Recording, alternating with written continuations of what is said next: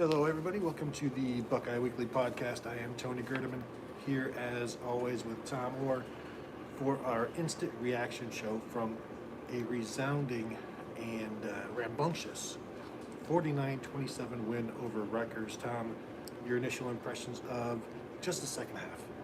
You forgot thrilling and exciting and amazing and incredible and Keep chopping at wood, Tom. yeah, that was a thing that happened. Yeah. Not the greatest half of football in Ohio State history. It was. I started thinking about what does this remind me of, and I landed on the 1995 Iowa game where Ohio State had a 56-0 lead. I think it was 56-7 at halftime, and then it ended up 56-35 because they just was like, well, game's over, and then Iowa decided the game is in fact not over, and then scored 4 touchdowns, and all of a sudden it was like, oh, that was closer than it should have been. And tonight it was. It was 35-3 at halftime. Ohio State outscored Rutgers 28-0 in the second quarter. It was like, oh, okay, they're on pace to win 70-6. Yes, that's about right. And then Rutgers scored a touchdown to start the third. Ohio State scored a touchdown, and the Ohio State official Twitter account tweeted out calling the touchdown a tutty. And from that point, it was 18-7 Rutgers. And let that be a lesson to all of us: touchdowns should never be called tutties. Back to you. Thanks, Tom. Great summation. Yeah, the overwhelming message after the game from everybody was, well, the game was over at half when it was 35-3, and we still have to have the energy to come out. And like Ryan Day said, it's not an excuse, but it was 35-3 at half. It's 9 p.m. You come back out, there's no crowd. You have to create your own juice for a game that is over. You just scored 28 points in the previous quarter. What do you obviously it's hard to get back up for that, because I thought the same thing. The Iowa game came to mind as well, and I know the second half is going to be the focus, and that's what the coaches and everybody will focus on, because that's how you get better.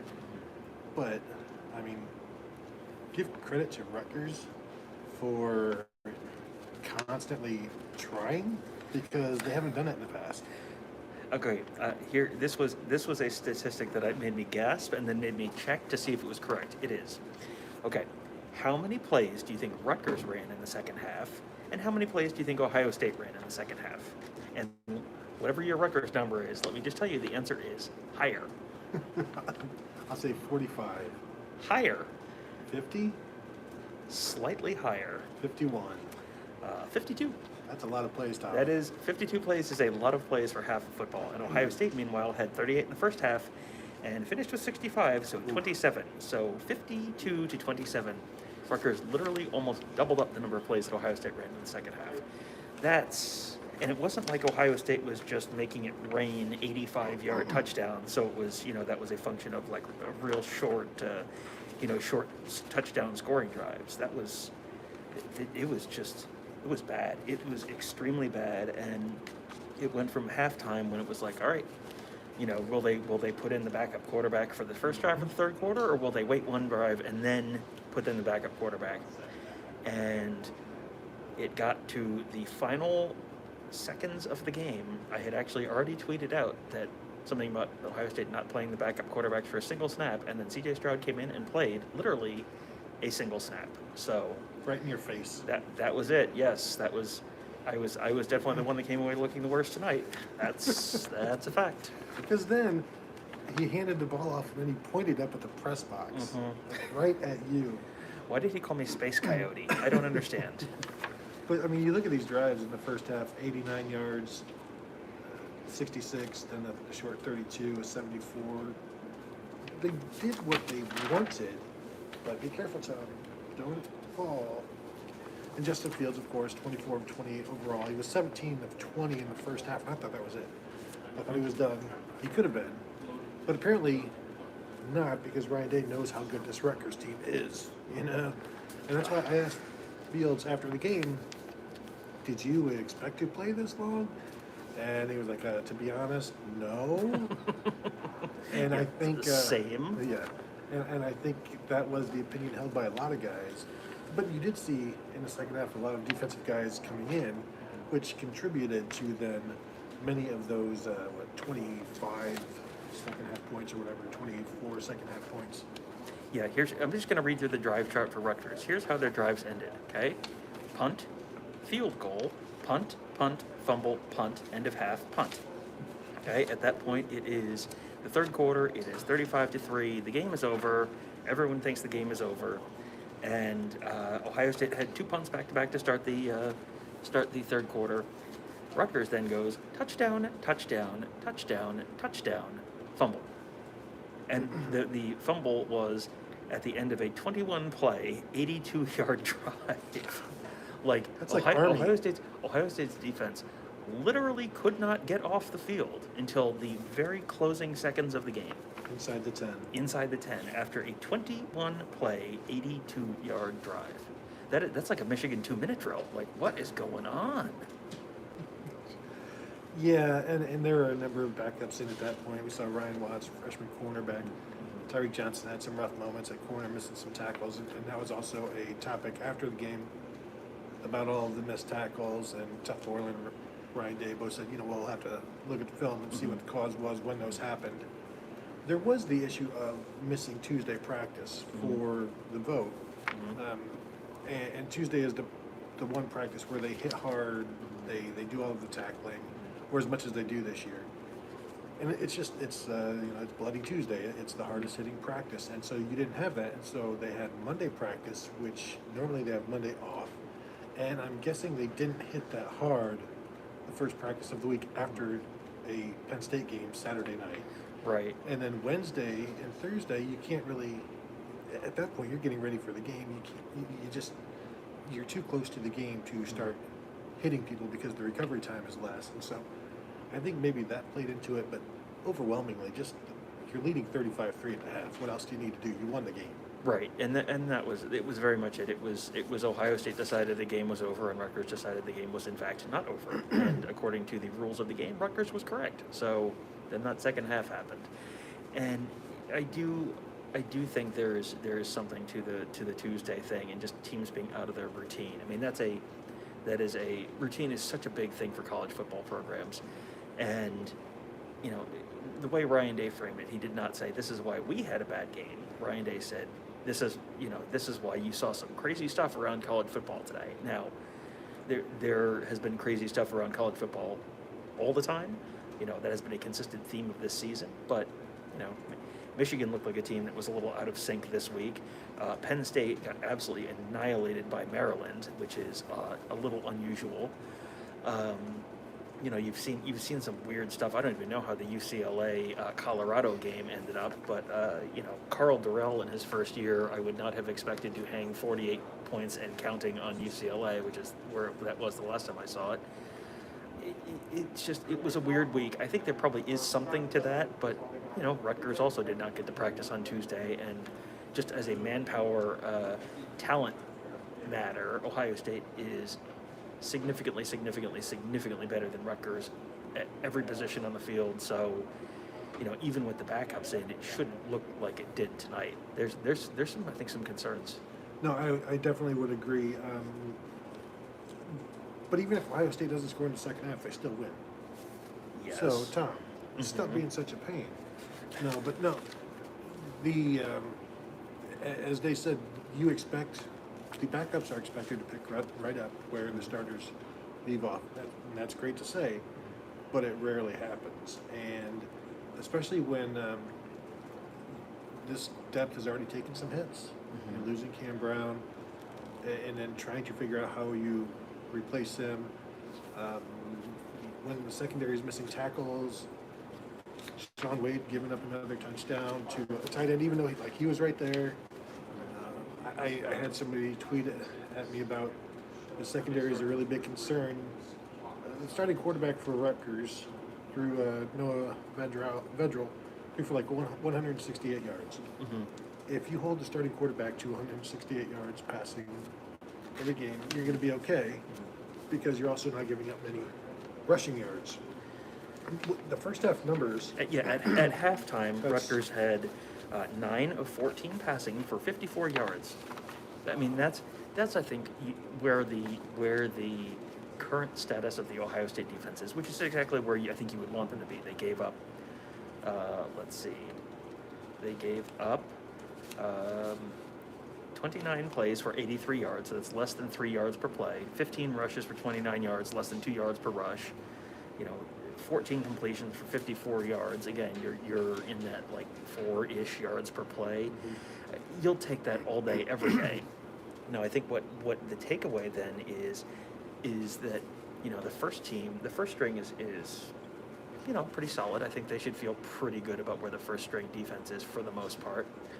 But the depth, which is depth is something that we always talk about, how Ohio State has depth that other schools just don't. I mean, they have way more talented backups than a lot of teams have starters. You expect them, obviously the goal would be maintain the level of play that you have from the starters. That's not always realistic, but for it to go from a 10 with the starters or a 9 with the starters down to whatever the heck that was with the backups in the second half, you can go from a 9 to a 7.5. You can't go from a 9 to a 2, and that was a 9 to a 2, and in a year when you're one injury away from disaster at corner, or one positive COVID test, even a false positive COVID test away from disaster at corner,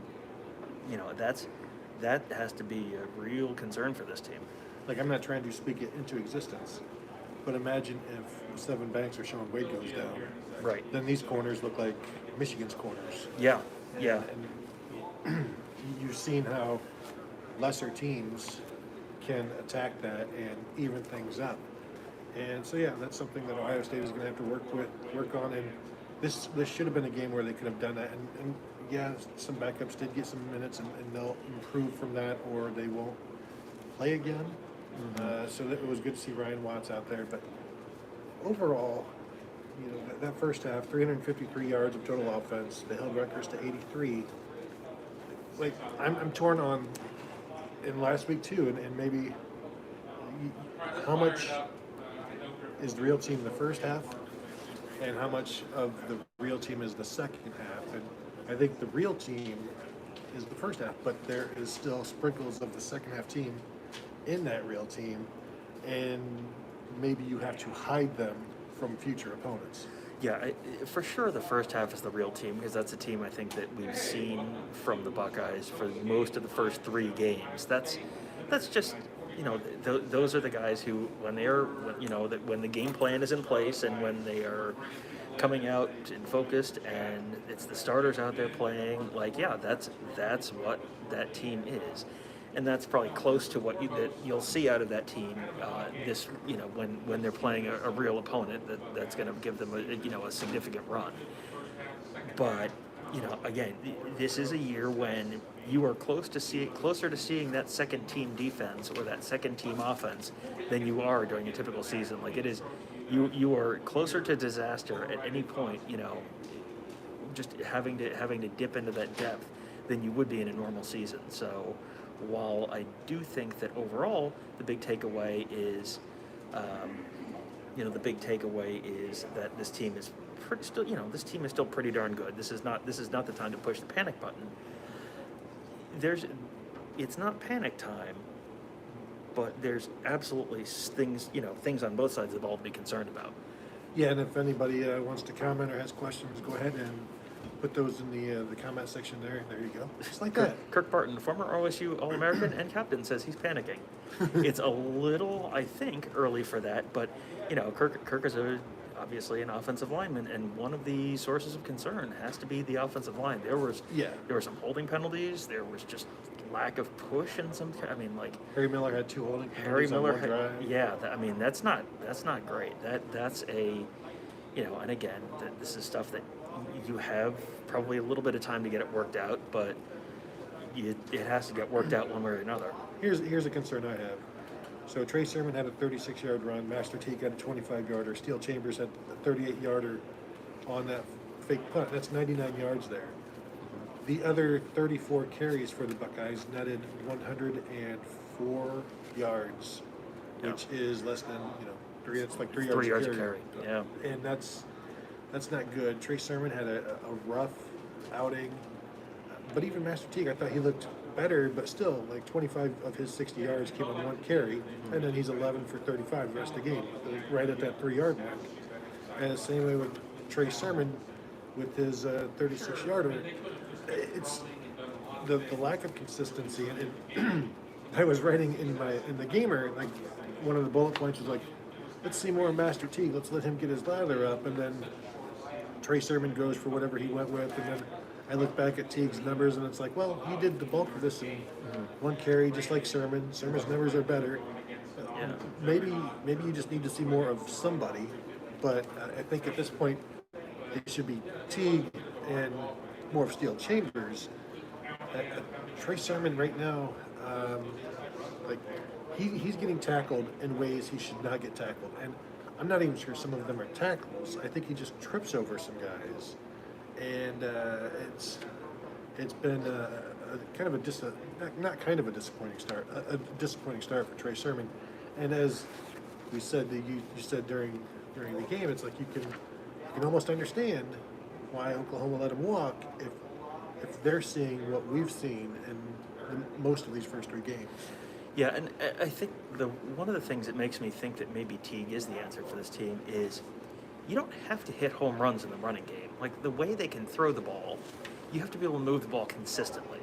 So the guy who goes 1 yard, 2 yards, 2 yards, 3 yards, 1 yard, 2 yards, 35 yards is not what they need. They need the guy who's going to go 4, 5, 5, 6, 4, 3, and then if you have an 18, like, great. But you've got to have the guy who just, the line gets you 2 yards, and you get another 2 on top of that, or the line gets you 3, and you get another 2, 3 on top of that. Like, that's what they need. All they have to do is just stay on schedule. They just have to, and if they're in 2nd and 9, it is not the end of the world with the way they throw the ball. They don't have to hit enormous plays in the running game. They just have to be able to keep the defense honest. And if they can move the ball well enough on the ground to just make it 2nd and 6, 2nd and 5, when it's 2nd and 7, make it 3rd and 2. All of that makes your offense much more unpredictable, much more dynamic. Yeah, I will look at Fields' numbers after the game, but go back to last week when he threw for like 180 yards on 2nd down. Mm-hmm. And I would not be shocked if the bulk of his numbers, if he had another big game on 2nd down, because if Master Teague picks up 4 yards on 1st down, that's a win. And because 2nd and 6, this team can do anything on offense that they want, and it makes them dangerous, it makes them unpredictable, it makes them the kind of offense that defenses really don't have anything for. You just have to hope sometimes Ohio State screws up. And that happened in the second half, at least. Yeah, I mean, there was no issue with Ohio State screwing up in the second half. That was very thorough and consistent. But again, I think there's a lot of focus issues there. And I mean, Tough Borland talked about it on the defensive side of the ball, where he said it's just practice. It spills over from practice, and if you're not practicing correctly, if you're not practicing the elements of tackling correctly, then you'll see that on Saturday. And this looked like a team that was not super focused. And Ohio State has the talent to get away with not being super focused because you have enough of a talent advantage that you can get away with being significantly, just being real sloppy against Rutgers, because you got a 32-point lead and you can kind of coast at that point. You have seen focus issues from other teams, though. I did not get to watch the first half of the Penn State-Maryland game, but I have seen enough of the Penn State and Maryland rosters to know that Penn State has better talent than Maryland does. So that has to be a focus. That has to be, Ohio State, the old don't get beat by the same team 2 weeks in a row. Ohio State beat Penn State last week. I have a feeling Ohio State probably beat Penn State this week. So this is a week you can kind of get away with that. This is also like a little bit like that, the prototypical first week of the season where the best thing a coach can have is you win and you have a bunch of stuff to teach off of. Ryan Day won. They won comfortably. This game was not in doubt at any point in the second half. But boy, he does have a lot of stuff to teach off of this week. Yeah, I wonder if because the players and the team has been so on edge since like June, and you have to do this. If you don't do this, we may not have a season. Like every single day, you walk into the locker room 35-3 against Rutgers, and this might be like the first time they can just let down. Like you can just relax. Like everything is fine. Nobody has COVID right now. We're up 35-3. We're gonna win this game. You know what? I wouldn't mind relaxing right now. And sure, should they have waited another, hour and a half? Yes, but clearly it's just not that easy to do, or else nobody would ever give up a bunch of points in the second half of a blowout win, which happens almost every week in college football. So it's clearly a thing that happens, and it's a thing that coaches deal with and try to combat. But coaches also do it. Then when they take their foot off the gas, when I think we said that against either Nebraska or Penn State, it reflects on the team, and then they do the same thing. They learned it from watching you, Tom, and that's when Ryan Day is punting when he does, granted he faked it and picked up a first down another time, but the coaches also need to keep their foot on the gas. Right. Well, I think there's a tendency for Ohio State. Just Rutgers has been coached by a string of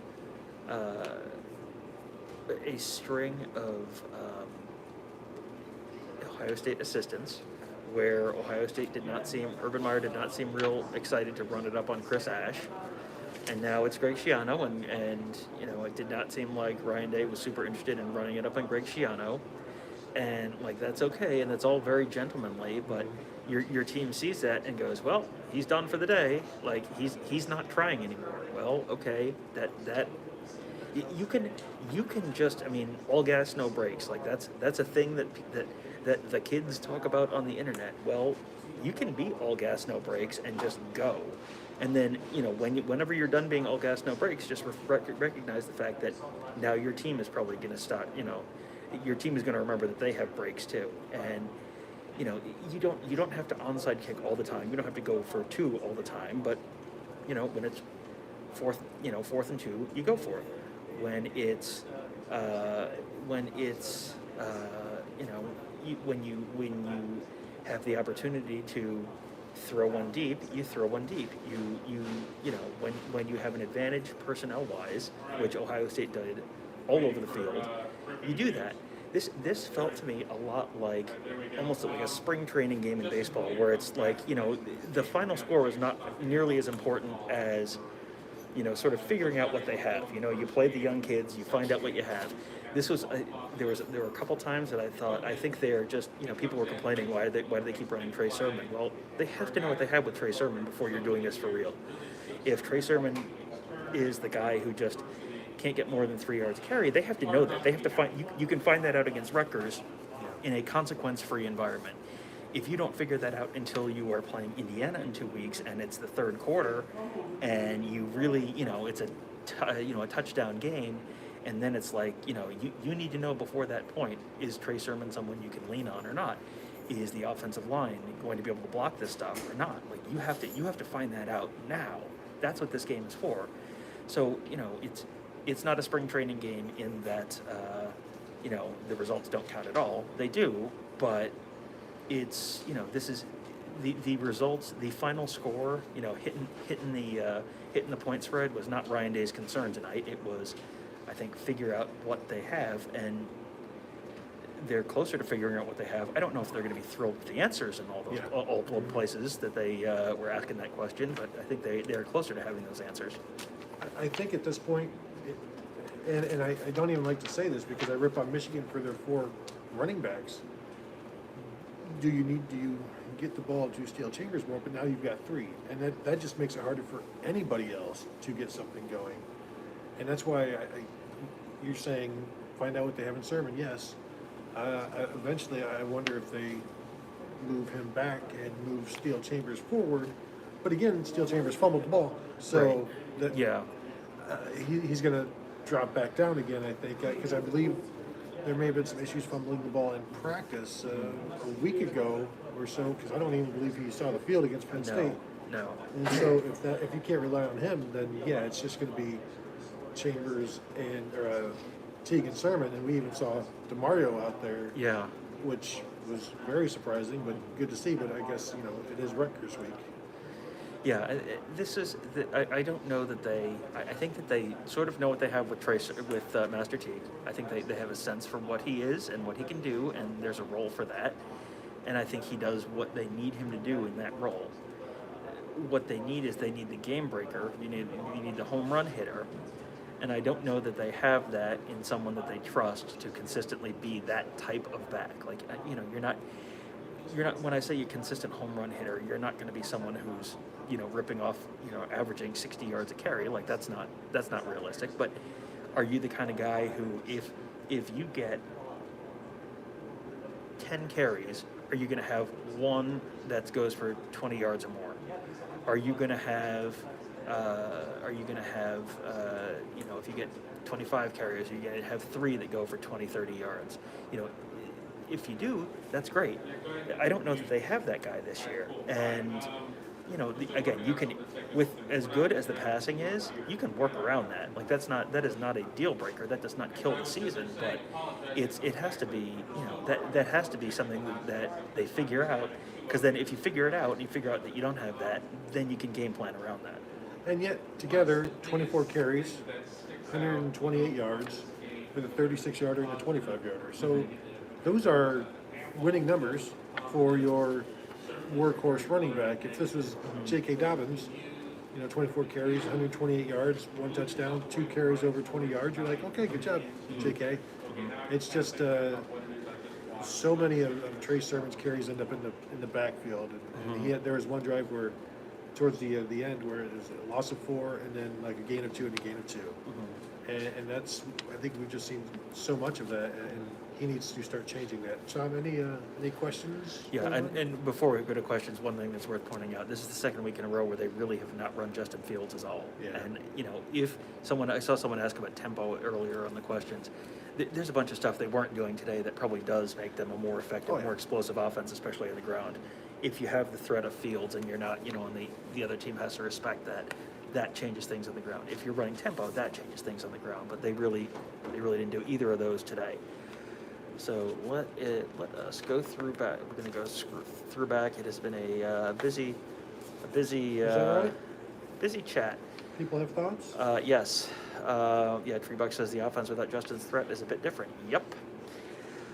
Kirk Martin asked if they have McFlurries out. No McFlurries this year. They did bring some cold hot dogs and some pretzels and some salads. They did. I had a quinoa salad. Living my best life. Nerd. Shea Postal says, without Fields running the ball, they will continue to key on the running backs with, yep. Which is why eventually Justin Fields needs to carry the ball. I mean, you saw how easily he got to the end zone on his 7-yard carry or whatever.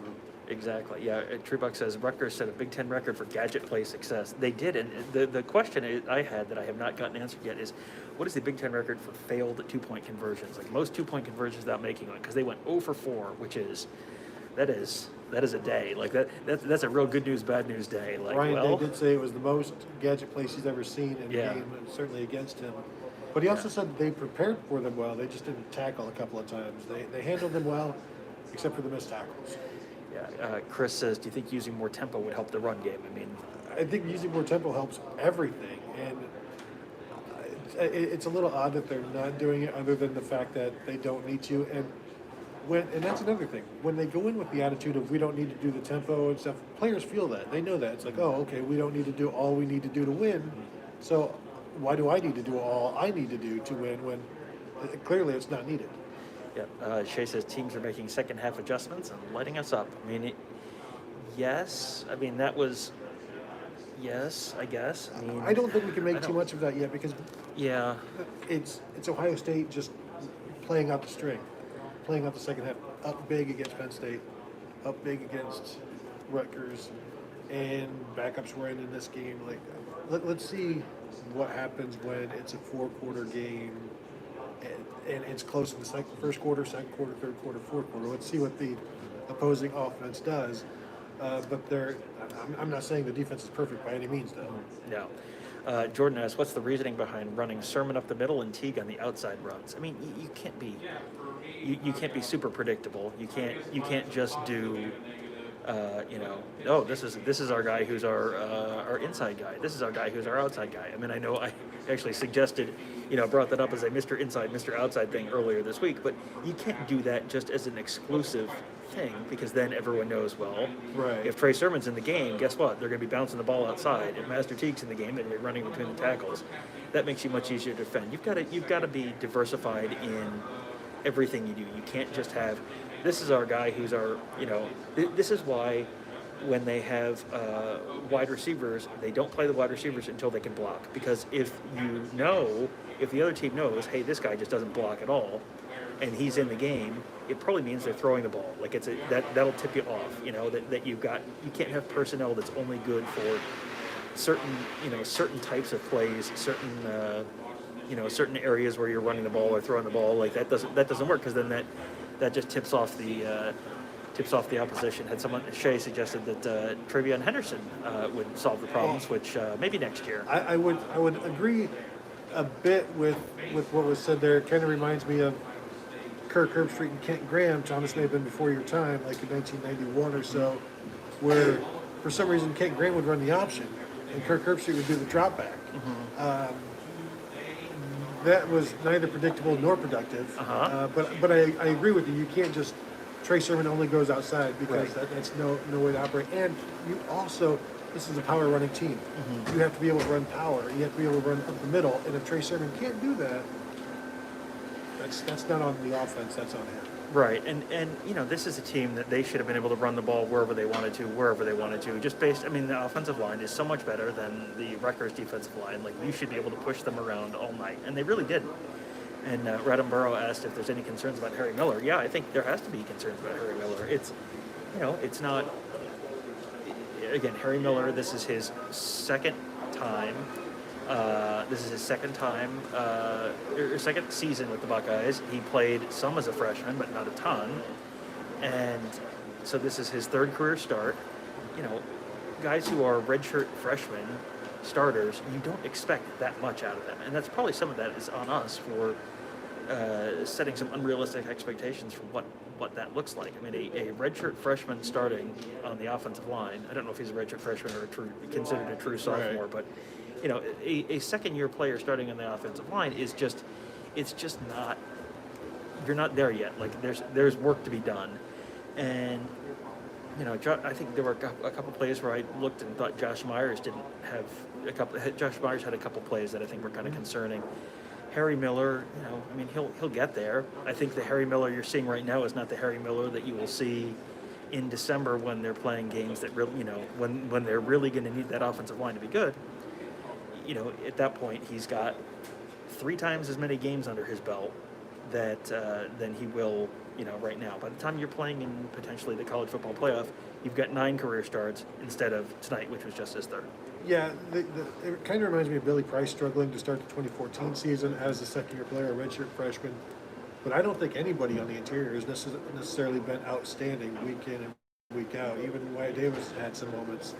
But yeah, it's week 3, and they talk so much about guys gelling, and the lack of spring for these guys hindered that. And so it's basically camp during the games as well. Like, you're building this camaraderie, and because it was easy for the receivers. I mean, Chris Olave and Justin Fields and Garrett Wilson have talked about that, how we could just go out and throw and build that.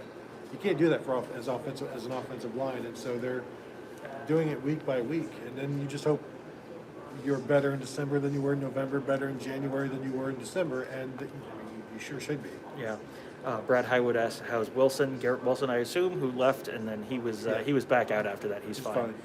Shea Postal says he gets they're saving Justin for potential playoff. I mean, there are moments when they're going to use him and moments they were not. This is not a game where they need him. Yeah, imagine running him here because people are like, well, why isn't he running? And then they run him and he gets hurt, and then it's right. Why are you running him? Yeah, exactly. Question from Treebuck. Tonight's kickoff strategy was certainly curious. I mean, they have a walk-on kickoff kicker, Dominic Macchio. That is not Blake Hallbeal. And I think that's gonna. There was one that I don't know if that was supposed to be a sneaky onside kick or just a really really really really really bad kick, but it was just there was at least one that was like not great, and I think he just doesn't have quite the leg that Hobbiel does. 001 Steelers says, why didn't you ask about tempo in the interviews today or about running Justin? Seems like different play calling than last year. It makes no sense. Well, they don't need to run Justin in this game, as evidenced by their 35 points, and Fields accounted for 6 touchdowns. The tempo it's by choice. I mean, 65 plays that's Jim Tressel. Yeah. And so why no tempo? Because they didn't want to do it. They didn't feel they needed to. And again, that goes back to my point of players see that we're not pulling out all the stops, and so there's no reason to think this is like life or death in a college football sense. Right, and this goes back to it's 35-3 at halftime, so everything was working fine in the first half, and then in the second half it's 35-3, and if you're running tempo with a 35-3 lead, that's not what you do when you're up 32 points in the second half. This goes back to we're going to live in the early 90s here. The 35-3 Houston Oilers Buffalo Bills wild card playoff game in 1991, something like that, where the Houston Oilers were up 35-3 and literally did not have a way to run the ball. They just kept throwing, and then all of a sudden, hey, the clock keeps stopping, and all of a sudden the Buffalo Bills come back and win 41-38 in overtime.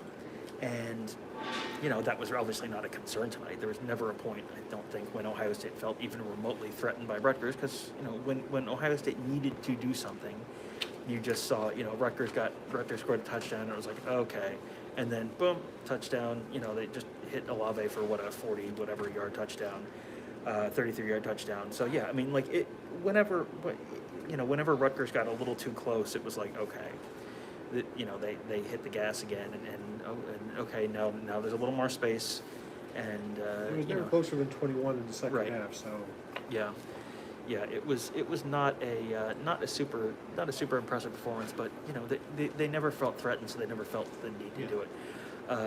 Casey Beach asks, is Mookie Cooper getting any practice at running back or strictly wide receiver? He could be a change-up from Teague or Sermon in the backfield. I don't think there's any indication that he's going to be a running back. I think he's a slot receiver all the way. Mayan Williams was available today, but obviously they didn't go to him.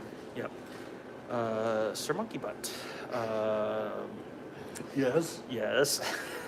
Not an impressive performance. Defense was incredibly soft in the second half. Lucky that Fields was the quarterback, bailed us out. I mean, Justin Fields is a little bit of an eraser for this team, where you can look real bad. You can not be able to run the ball.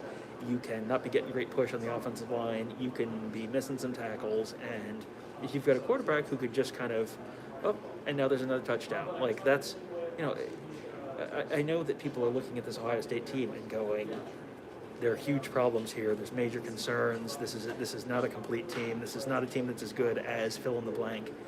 Clemson gave up how many points in regulation tonight? 36 to Notre Dame. And Notre Dame's fine, but Notre Dame scored 12 points against Louisville a couple weeks ago. Notre Dame is not like a dominating team. Alabama, mighty Alabama, just got absolutely bombed into the ground by Ole Miss a few weeks ago, and they have the same thing where it's like, well, they have an incredibly talented stable of wide receivers and a pretty darn good quarterback, and so when they give up a touchdown, it's like, okay, well, give it to Mac Jones, let him wing one downfield to one of those wide receivers, and then you got your touchdown back. That's kind of where college football is right now. That's what this game is right now, and you're seeing that with Ohio State. And I think Ohio State fans probably look at Ohio State and go, "This team's not as good as it should be." No one's as good as they should be this year. That's just no one is as consistent as you would probably expect them to be based on the talent level. That's just this year, and it's just a matter of who gets their issues ironed out as well as they can as quickly as possible. Well, fans also have this picture of Alabama or Clemson being flawless or like Ohio State falling short of them. And if you watch those defenses, I think it was 33 points in regulation. And Notre Dame scored, I think, 31 last week against Georgia Tech. Mm-hmm. So let's not pretend like Clemson, who was missing a ton of guys today, but that's 2020. And as you said, Alabama has been lit up at times, and Alabama has defensive issues. don't compare Ohio State to the 2010 Alabama defense because that doesn't exist anymore. That's not part of the 2020 season. Compare Ohio State to the teams they play, and then see how that shakes out in the playoffs. Because who knows what the teams are going to look like when they get there? Who knows what they're going to be looking like the day of the game? Yeah. A few more. Mr. Juan Math says, thoughts on Tyreek Johnson's first playing time? Seeing in and around the ball a lot, but not finishing and making plays. Can he be a contributor to this defense? I think you kind of answered and asked and answered your own question there because he was around the ball, but he wasn't making the plays. And to me, that's the answer right there because he had the opportunity to make plays, and it was great that he recognized them, but he was missing some tackles pretty badly. And then you grow from it and see if he can build practice weeks into more opportunities. But there's a lot of moving parts in that secondary, and there's kind of some clanking going on. Like there's something wrong. Like you have to turn the radio down. Like what was that? Yeah. What's the noise going on? I know there's quite a bit of that in the secondary. Yeah, Chris Travers makes a good point, which is one of the plays that stood out to me. He missed the tackle, but he triggered on that wide receiver screen really quick. Yep. I mean, he broke on it. It was like, oh man, this is going to be a major, like a huge play, tackle for loss, and then he missed the tackle, and then it turned into a pretty long But play. that might just be a byproduct of not playing. Yeah, exactly. Like Or the week, we talked about the potentially being the contact being off this week in practice. Didn't Kerry Combs say about him like he studies really hard? Yeah. There's something like the effort is really good. Yeah. And maybe those are plays that that Combs has seen in practice where he's there, just not quite does it completely though. Yeah, Vigilant says, I think we should prioritize Watts' playing time over Tyreek Johnson. Ryan Watts, the true freshman. I guess the question is, what are they seeing in practice? Because, at this point, with this being Tyreek Johnson's third year, the learning curve for Ryan Watts is going to be a lot steeper, where you would think he's going to get better quicker. You're improve the most your first year and into your second year, because you're just you're going from zero to wherever you are. And then the longer you've been there, generally you don't see a lot of guys where it's like, oh, the light just came on between his fourth and fifth year. You're going to improve more during your first year.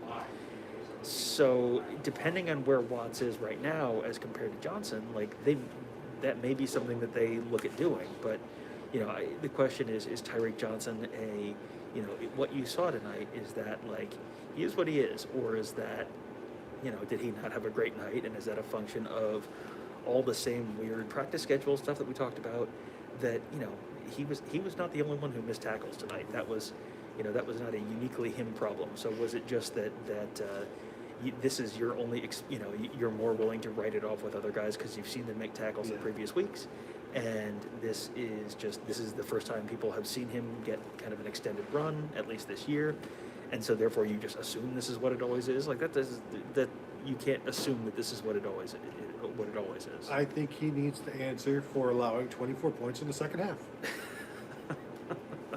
Might not be entirely on him. Would be my read on the situation, but that's maybe that's me being overly generous. Chris says he was hoping to see younger players play more, especially on offense. Same. Yeah, and G. Scott and Julian Fleming got more snaps than ever.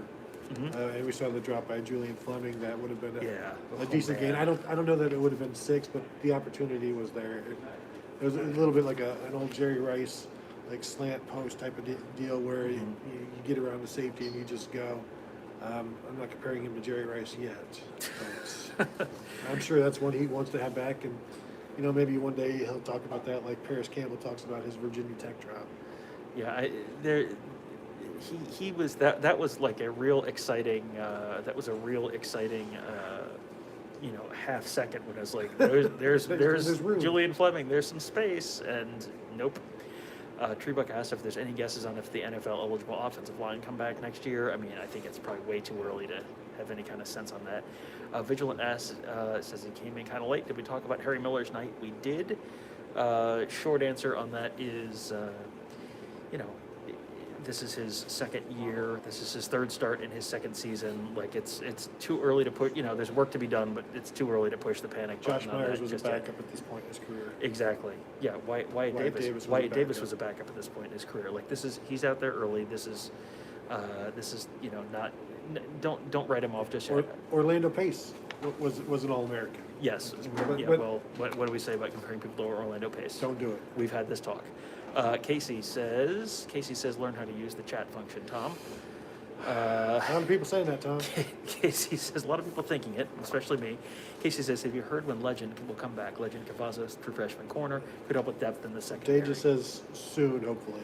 Yeah, I mean it's he's not anyone we've heard out for the year. There are guys we've heard out for the year. He's not one of them. So yeah, I mean he's someone who he's so physically gifted. He's so twitchy. He's so fast. He's got incredible leaping ability. Like he's one of those spark score all-stars where, he might be good enough and fast enough and good enough jumper and just physically talented enough that will make up for, if he's not quite caught up playbook wise or technique wise to where where they would want him, he may just be able to make up for some of it just with pure physical ability. So.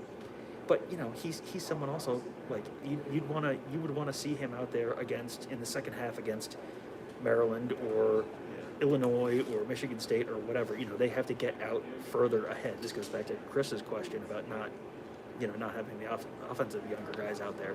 You got to get far enough ahead that you can actually play these guys, give them some run, give them some reps, because even if they're not fantastic right now, all those reps, you're starting to bank those, and that is the most valuable thing that they have as a team in the second half of those games is the time. It's just the reps, and that's something that every time we talk to young guys, they all say you can practice as much as you want, but it doesn't until you're in a game. It's not the same.